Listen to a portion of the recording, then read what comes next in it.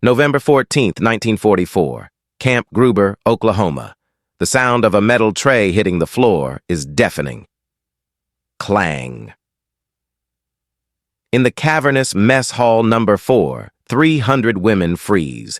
The silence that follows is thicker than the steam rising from the serving tables. Inga, a 22-year-old former Wehrmacht nurse, stands paralyzed. She stares down at the red concrete floor. Lying there, amidst a puddle of brown gravy, is a slice of white bread. Inga's hands are shaking violently. In a German mess hall, dropping food is a crime against the state. Wasting calories is sabotage. She knows the drill. Stand at attention. Wait for the scream. Wait for the blow. Pick it up. Eat it off the floor. A pair of heavy black boots steps into her field of vision. Inga screws her eyes shut. "Please," she prays. "Don't let him send me to the isolation box." She hears the boot move. Thump. She opens her eyes. The American sergeant, a towering black man named Booker, has just kicked the bread. He didn't kick her. He kicked the bread, sliding it away toward the trash can like it was a piece of refuse. He looks at her. His face is unreadable. Then he reaches into the warm bin on the serving line. He pulls out not one, not two, but an entire loaf of fresh, uncut white bread. He shoves it into Inga's chest. "Don't eat off the floor, Fräulein," he grunts. "We ain't pigs here." Inga clutches the warm loaf. It smells of yeast and sugar. It smells of a world she thought had been destroyed. She looks at the bread, then at the sergeant, then at the trash can where the ruined slice is lying, and then she starts to cry, not silent weeping, but loud, ugly, gasping sobs that echo off the rafters. She is crying because she realizes the war is over. And Germany didn't just lose. Germany was never even in the same league. The enemy is so rich, so overflowing with abundance, that they treat bread like garbage. To understand why a loaf of bread could break a soldier's heart, we have to go back. We have to taste what Inga tasted for 3 years. By 1944, the Third Reich was running on fumes and lies, and the biggest lie was on the dinner plate. The official ration in Berlin was called K-Brot, war bread. It was a black, dense brick that defied the laws of baking. As the wheat supply from the East collapsed, the Ministry of Food got creative. They mixed rye flour with potato peelings, then beet pulp, and finally, cellulose, sawdust. Inga remembered the texture. It was gritty. It sat in your stomach like a stone, fermenting into a sour acid that burned your throat. You didn't chew it. You dissolved it in watery soup. It was the taste of defeat. But hunger was manageable. Fear was not. The fear was manufactured daily by Dr. Goebbels. "The Americans," the radio hissed, "are gangsters. They are a mongrel race, devoid of culture. Their soldiers are cowboys who shoot prisoners for sport." The propaganda was specific and terrifying for women. When Inga was captured near the French border in September, the officers had given her a small capsule of cyanide. "If the Americans take you," they whispered, "take this. It is better than what they will do to you." She had lost the capsule in the mud during the ambush. When the American trucks arrived, she waited to be shot. Instead, a chewing gum-smacking GI just pointed his thumb at the back of a truck. "Hop in, sister," he said. The journey to America was a hallucination. The train ride across the Midwest was a 3-day assault on her beliefs. She saw fields of corn stretching to the horizon, no bomb craters, no starving horses. She saw cities lit up at night. Lit up. In Germany, a single light meant death from above. Here, electricity was wasted on advertising signs. "It's a trick," the other prisoners whispered. "This is a Hollywood set. They are driving us in circles to break our spirit." But when they arrived at Camp Gruber, the set didn't end. The camp was huge, clean. The barracks smelled of pine wood, not rot. Inga walked toward the mess hall with her head down, clutching her aluminum spoon, her only weapon against the world. She prepared herself for the soup, the watery, gray slop that kept you alive but wishing you were dead. She pushed open the doors. The smell hit her first. It wasn't the smell of boiling cabbage. It was the smell of the frying. Hot fat, sizzling meat. This was a scent that had disappeared from Europe in 1941. Inga shuffled forward in the line. Her eyes widened. There were mountains of food, mashed potatoes, not gray but blindingly white, whipped into clouds, green beans that glistened with butter, and chicken, fried chicken, golden brown, crispy, piled high in stainless steel trays like a dragon's hoard. But it was the bread station that stopped the line. The American bread was wrong. It was square, perfectly square, white as snow, and soft. The women behind Inga started whispering. "It's Kuchen cake," one hissed. "Look at it, it's white cake. Why are they giving us cake with meat?" "It's a mistake," another said. "This is the officer's dessert. Don't take it. They will punish us." Inga decided to risk it. When the server put 2 slices on her tray, she touched it. It felt like sponge. She poked it. It sprang back. She took a bite. Sweet. It dissolved on her tongue without chewing. It tasted of milk and sugar. "It is cake," she thought. "The Americans are so crazy they eat cake with chicken." She sat down. She looked at the chicken leg. She picked it up. Grease coated her fingers. She took a bite. The crunch was deafening in her head. Salt, fat, protein. Her stomach cramped violently. It wasn't used to this. It was a shock to the system. She looked around. At the next table, the American guards were eating the same food. But they weren't reverent. They were casual. One guard took a bite of his bread, frowned at something in a newspaper he was reading, and then he put the half-eaten slice down and left it. He left it. He stood up, took his tray to the slop bucket, and scraped half a potato and half a slice of bread into the garbage. Inga stopped chewing. She stared at the guard. He wasn't cruel. He wasn't evil. He was just full. He had the luxury of being full. That casual act of waste shattered Inga's worldview more than the bombing of Berlin. The Nazis had taught her that the Germans were the master race. But a master race doesn't starve. A master race doesn't boil leather for soup.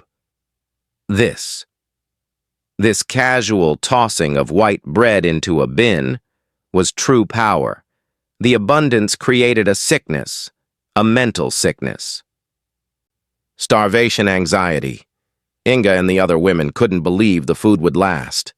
"It's a fattening up period," they told each other. "Next week the rations will be cut. We must prepare." So the hoarding began. The anchor object, white bread. It became a currency, a talisman. Every meal, Inga would eat the meat and vegetables, but she would smuggle the bread. She slipped slices into her sleeves, into her boots, into her bra. Back in the barracks, the ritual began. She wrapped the slices in handkerchiefs or toilet paper. She hid them under her pillow. Sleeping on the lumps of bread was uncomfortable, but the smell, the fading smell of yeast, was a lullaby. It whispered, "You will not die tomorrow." Within 2 weeks, the barracks was infested. Ants, cockroaches, mice. The smell of molding flour permeated the room. But no one stopped. The fear of hunger was deeper than the fear of vermin. Then came the inspection. Captain Miller, the camp commander, marched in with a team of MPs. "Stand by your bunks," he ordered. Inga's blood ran cold. She had 4 slices under her pillow. 2 of them were green with mold. She stood rigid, staring at the wall. The MPs moved methodically. They flipped mattresses. They shook out pillows. Thump, thump, thump. Hard, stale, moldy discs of bread hit the floor. From Helga's bunk. From Greta's bunk. From everyone's bunk. The pile of stolen food grew in the center of the aisle, a sad, gray monument to their trauma. Inga closed her eyes. Here it comes. The collective punishment. Captain Miller walked to the center of the room. He kicked the pile of moldy bread. He looked at the women. They were trembling. He sighed. He didn't look angry. He looked sad. He turned to the interpreter. "Tell them," he said. "Tell them we have trains." The interpreter spoke up. "Ladies, the captain says you must stop this. It attracts rats. You will get sick." He pointed to the door. 2 soldiers walked in carrying a massive crate. They set it down. It was filled to the brim with fresh loaves. "The captain says, we have trains running from Kansas every day, bringing flour. We have trains from Texas bringing beef. The United States Army does not run out of food. If you are hungry at night, don't hide moldy scraps. Just ask the guard. He will give you a fresh loaf." To prove his point, Captain Miller picked up a fresh loaf and placed it on Inga's bed, right on the gray wool blanket. He replaced the moldy treasure with a fresh one. Inga stared at the loaf. It was insanity. It defied all logic of war. You starve the enemy. You weak them. You don't give them room service. But here was the loaf. Soft, real. She reached out and touched it. In that moment, the anchor shifted. The bread was no longer a symbol of survival. It was a symbol of mercy. The Americans weren't trying to kill them. They were trying to cure them. The cure worked, but it brought a side effect: guilt. Months passed. It was now early 1945. Inga was unrecognizable. Her cheeks were pink. She had gained 15 pounds. She played volleyball in the camp yard. She sat in the mess hall, eating a ham sandwich on white bread. And then she did it. She bit into the sandwich, and she frowned. The crust was a little dry. Without thinking, purely on instinct, she peeled the crust off. She dropped the long brown strip of crust onto her tray. She only wanted the soft white center. Her hand froze in midair. She stared at the crust on the tray. A memory flashed in her mind. Her mother in the kitchen in Berlin, scraping the mold off a potato peeling so she could boil it. Her mother, who would have wept with joy for that dry crust. Inga felt a wave of nausea. I have become them, she thought. I have become one of the wasteful Americans. She looked at the letter in her pocket. It had arrived yesterday. Inga, we are eating tulip bulbs now. They taste bitter, but they fill the stomach. Pray for us. She was eating ham and peeling the crust off white bread while her mother ate flowers. The sandwich turned to ash in her mouth. This was the cruelty of the golden cage. The body was satisfied, but the soul was screaming. She picked up the crust. She forced herself to eat it. It was dry and hard to swallow, but she ate it. It was a penance. She began to dry bread again, not to hide it for herself, but to save it for them. She knew the mail didn't allow food parcels, but she couldn't stop. She filled shoeboxes with dried white bread rusks, imagining a day when she could walk into her mother's kitchen and pour the American gold onto the table. May 1946. The war was over. The Third Reich was dust. It was time to go home. Inga stood at the gates of Camp Gruber. She was carrying a suitcase. It was heavy. It was filled with soap, chocolate, and 3 boxes of dried white bread. She looked back at the camp. It looked beautiful. The rows of white barracks, the smell of the bakery, the flag snapping in the wind. She realized, with a shock, that she didn't want to leave. This prison had been the only safe place in the world for 2 years. 60 years later, 2006. Munich, Germany.